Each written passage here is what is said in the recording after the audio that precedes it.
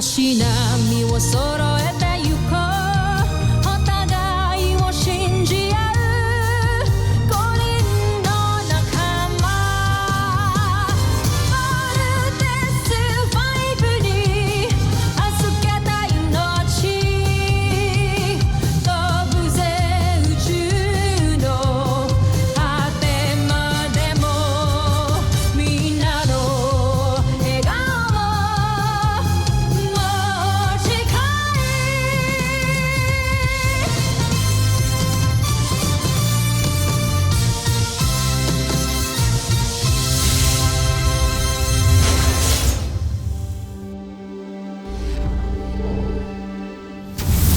Ang nakaraan sa Voltes 5 Legacy.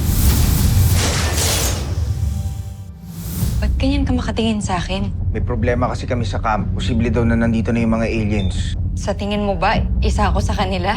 Sorry, tamang hinala lang. Napakalaki yata ng kumpiyansa niyo sa kanya. Paano nalaman kung matuklasan nila na iba pala ang kilos niya kaysa sa kanila? Ipinasaliksik ko kay Draco ang kilos at galaw ng mga taga-Terra R2. Meron din ako nilagay sa loob ng katawan ng aking espiya na makakatulong sa atin para gayahin ang kilos at galaw ng mga taga-Terra R2. Tuluyan na nating malilinlang si Voltes 5. Aalis na ako sa team. Di ba nag-usap na tayo? Useless na ako sa team. Pinipilit ko na lang yung sarili ko dito. Are you doing this because of Judy? Ginagawa ko to para sa sarili ko.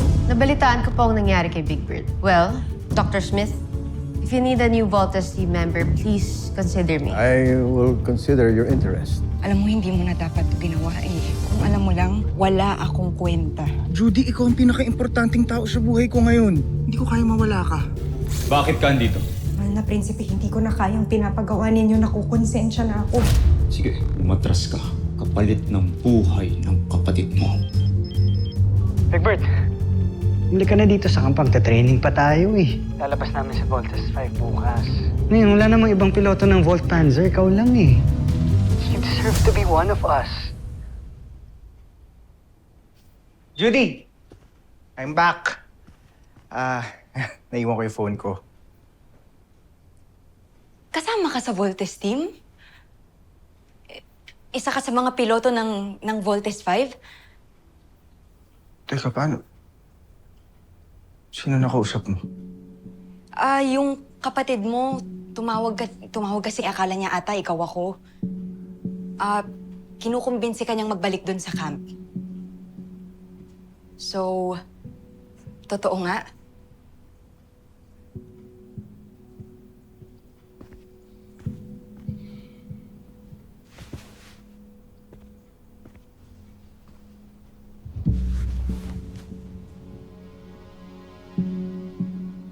Judy, pinagkakatiwalaan kita. Yes. I'm part of the Voltes team. At yung kapatid mo, isa rin siya, right? Judy, huwag ka na magtanong kasi sobrang confidential yun eh. Tsaka, nakapag-isip na rin ako. Nagbago na yung isip ko. Namimiss ko sila kuya, pati yung mga ibang kasama namin. Tsaka parang napakatanga ko naman kung tatalikuran ko lang ng ganun-ganun lang yung mission ko. Isunumpaan ko yun. Sumama lang yung loob ko. Kasi gaya mo, hindi ko rin sila matiis.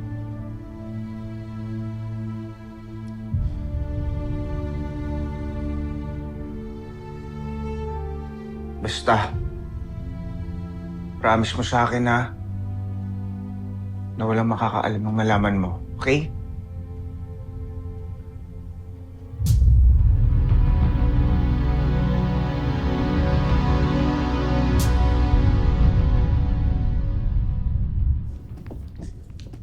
Konting panahon na lang at malalaman na ni Judala kung sino-sino ang mga piloto ng Voltes 5. Magawa naman kayo ng espiya ninyo ang misyon na yun. Naniniwala ako na hindi ako bibiguin ni Judala. Dahil nakasalalay dito ang buhay ng kanyang kapatid. At kapag malaman natin ang mga impormasyon tungkol kay Voltes 5, madali na nating mapaplano kung paano sila tatalunin.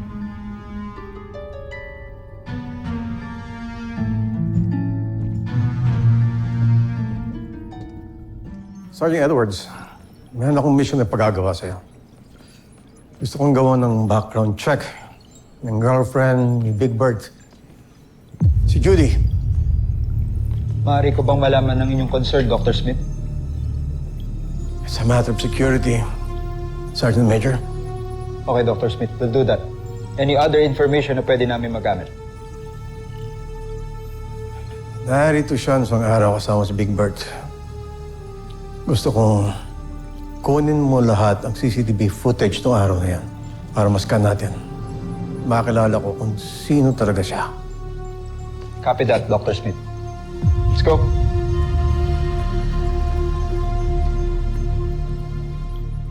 Bakit mo ako dinala sa Portales, Jomfre? May nais akong ipakilala sa'yo.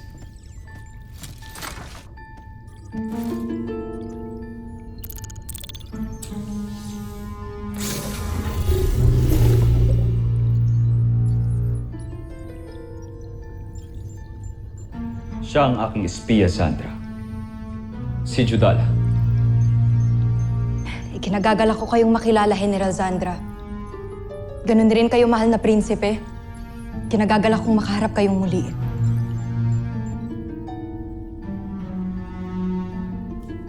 Ikaw pala ang espiya ng prinsipe. Siya ang nagbibigay sa atin ng impormasyon tungkol sa kampo ng Voltes 5. At ngayon, tiyak akong may maganda kang balita. Kaya ka andito. Tama ba ako, Judala? Nakilala mo ang Voltes 5. Tama, kamahalan. Kilala ko na kung sinong mga piloto ng Voltes 5.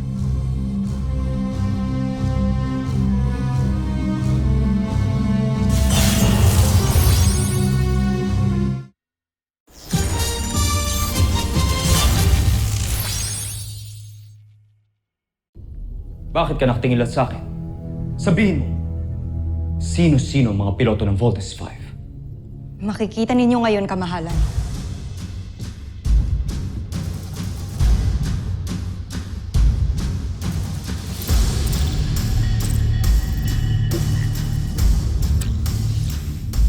Sina Jordan Hughes galing Europe, Andrew Chambers mula sa Amerika, Hiro Nagasaki mula sa Japan, at mula sa Pilipinas, sina Ezekiel Somera at Cassidy Lapay. Ang mga pangalan ng mga kalarong membro ng International Drug Syndicate ay sina Jordan Hughes, galing sa Europe, Andrew Chambers mula sa Amerika, Hiro Nagasaki mula sa Japan.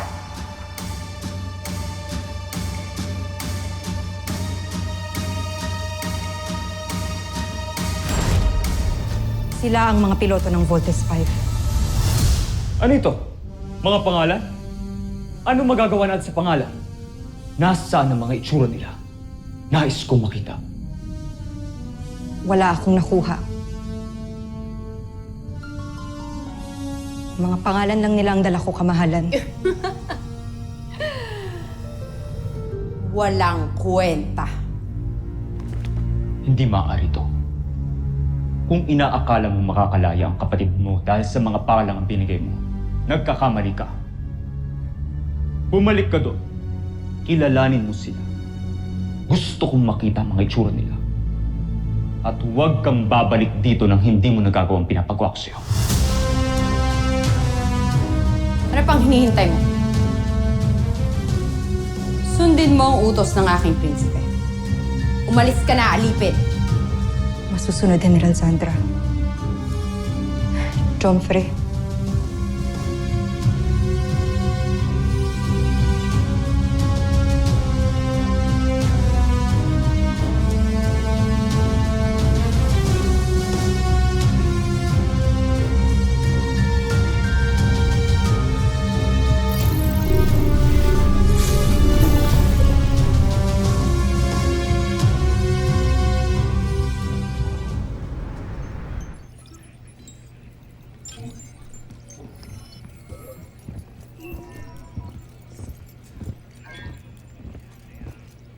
Dr. Smith?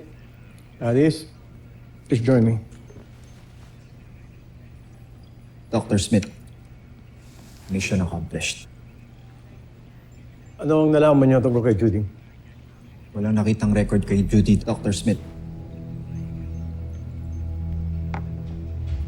Sinubukan niyo bang tignan ang data ng ibang ahensya? Lahat ng pwedeng kunang info, binalik-balikan na namin, Dr. Smith. Pero wala talaga. Hindi siya nag-exist. Pero hindi enough evidence yan. Dahil siguro bata siya, kaya wala kayong makitang data kung sa kanya. Pero Dr. Smith, hindi niyo pa nakikita ang kabuuan ng report ko. Look, Doc.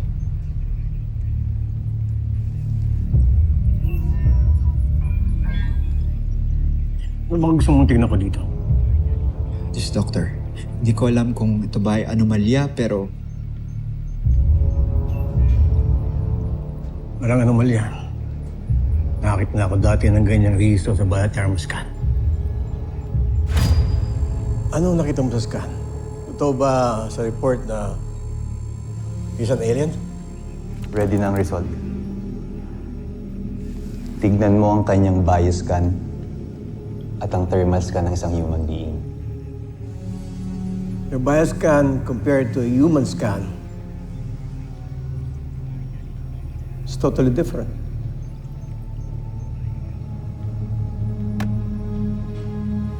You're not human. You're an alien. Affirmative, Doc. Hindi nga siya tao.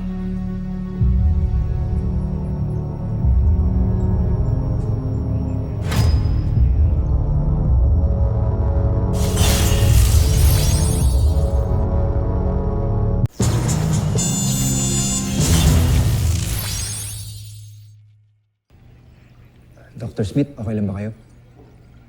Doc, Ah, yes. so, going back, Doc, saan niyo nakita yung biothermal scan na nabanggit niyo kanina? Thank you very much, Sergeant Major. Napakalaking tulong yan. Pero, Doc, may napansin pa po ako. Yung biothermal scan ni Steve and Bert Armstrong. Parang iba din po. Yan ang anomalya. Doon kayo nagkamali. Pero, Doc,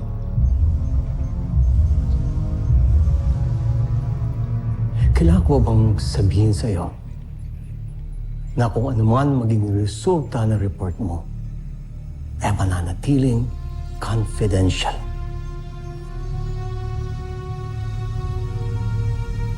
Sergeant Major? yes, Doc, confidential po lahat. Good.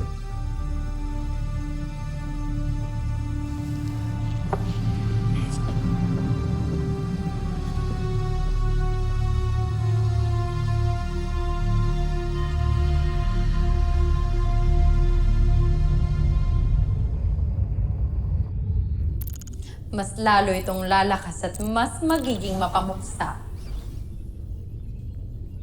Higit pa doon, General Zandra. Magugulat ang mga taga-Terra Air Force sa gagawin nating pagsalakay. Sigurado ako, matataranta silang lahat. Mukhang masaya kayong dalawa. Ano ba ang bago sa ating beast fighter? Walang bago, Zul. At kung meron man, hindi mo na ito kailangan malaman. Maaari bang iwan mo na kami? Nahahalata ko na pinagtataguan niyo ako. Magkakasama tayo sa misyon na to. Kung gayon, magpaalam ka muna sa ating prinsipe. Kapag pumayag ang mahal na prinsipe, sasabihin namin sa'yo ang lahat ng bagay na gusto mong malaman. Yan ay kung pahihintulutan ka niya. Ngayon, maaari bang iwan mo na kami?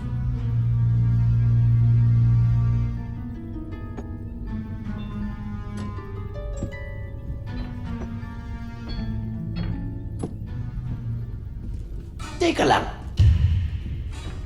Mas maaari yatang iwan niyo ko. Kahit laboratorio ko to eh.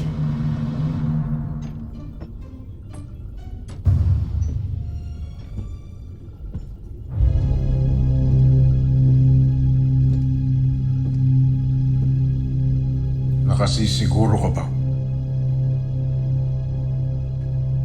Espiya siya. Oo. Kaya hindi tayo dapat magtiwala sa kanya. Pakilakas. Hindi ko marinig. Halika na, General Draco. Iwan na natin mag-isa si Zu. Balitaan mo na lang kami kapag pumayag na ang prinsipe. Apat kami dito!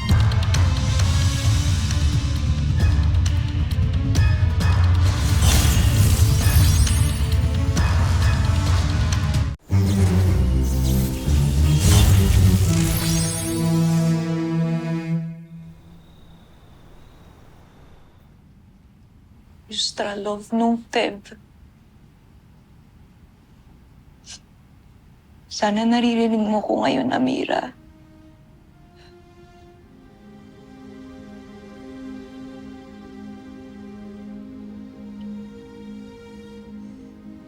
Gagawin ko lahat para maligtas kita. Pero hindi ko na magagawang may masaktan pa o may madamay pang ibang tao.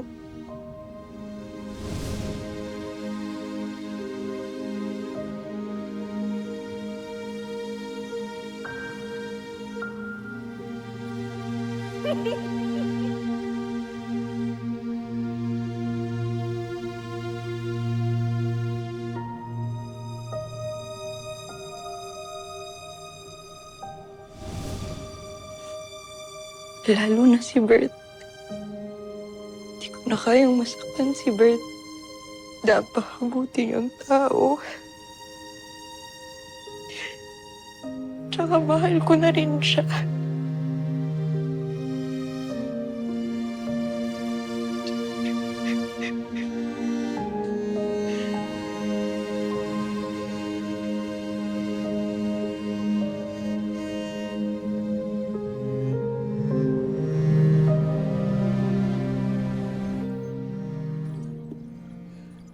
Big Bird, I'm sorry pero hindi na kita pwedeng payagan makipagkita pa kay Judy. Sinasabi ko na nga, be. Dr. Smith, dahil sa kanya kaya ako bumalik sa Voltes team. Tapos ngayon po sasabihin niyo na umiwas ako sa kanya? Wala po akong nakikitang rason para umiwas sa kanya. Mabait ho siyang tao. Mahal niya ako. Tsaka nagkamali, Big Bird. Anong mali doon? Maling mahalin ako ng tao? Mali maging mabuting tao? Big Bird, listen to me. Hindi tao si Judy. She is an alien. And maybe siya yung spy na pinaghihinalaan natin. What?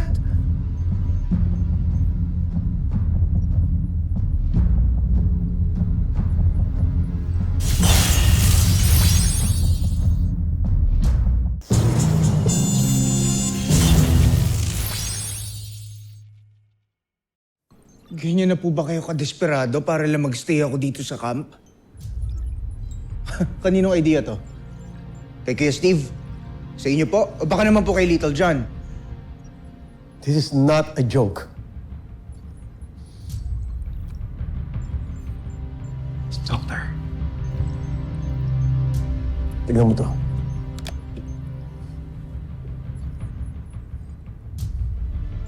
Ano po ito? Biothermal scan ng grupo nyo. I-check mo yung kay Judy. Siya lang ang naiiba.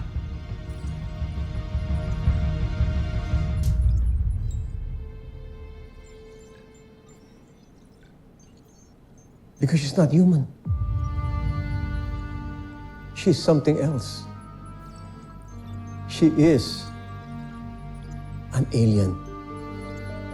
Sigurado ko dyan.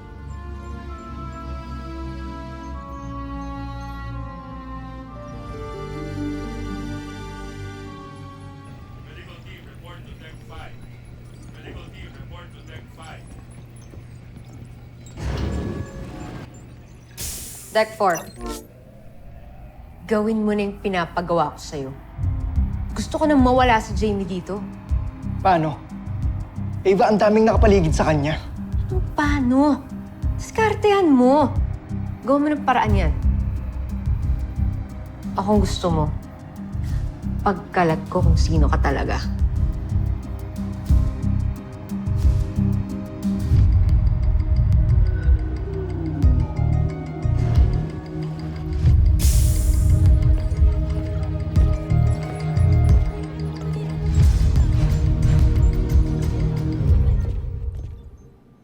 No. Hindi. Hindi po totoo yan. May glitch lang po yung scanners. Tignan niyo po. Iba rin yung scan naming dalawa ni Steve compared kay Mark and Jamie. So ano po ibig sabihin nun? Normal kayo sa akin. Pero hindi kayong issue. Si Judy. She is an alien. Believe me. Yung damit ho, baka po sa damit, kaya po iba yung scan sa kanya. And besides, hindi po tayo sigurado kung alien ho talaga siya agad. She is an alien. Ano po akong maniniwala? May reference ba tayo na ganito talaga yung itsura ng mga alien sa thermoscan? Wala naman po tayong ibang nakikitang alien. Meron. Alam ko. Saan po? Sino siya? Hindi ko na kailangan sabihin sa'yo kung sino. Pero kilala ko siya. Kilala siya namin ni Mary Ann, ng mama mo. Many years back, siya ang naging dahilan kung bakit itinago tong camp. Dahil darating ang mga kauli niya to invade planet Earth. Kaya alam ko kung itsura ng biothermoscan ng isang alien, isang Buzinian. And Judy is a Buzinian.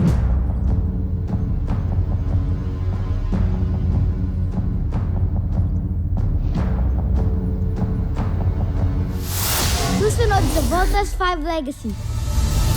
Big Bird, gising na. Kaya mo na muna si Big Bird. Mas problemahin mo si Little John. Gusto gawing service vehicle yung Volt Frigate. Little John. Matalino talaga si Sardos. Hindi siya madaling lamangan. Ano ba talaga gagawin ko? Huwag kang magpahalata sa kanila. Wala kang aaminin. This is an order.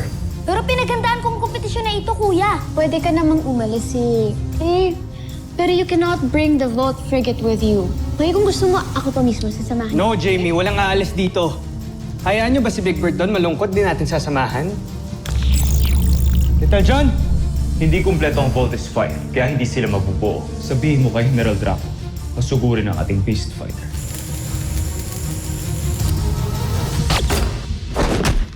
Sugod! Tandaan mo, hindi na tayo maaaring matalo pang muli.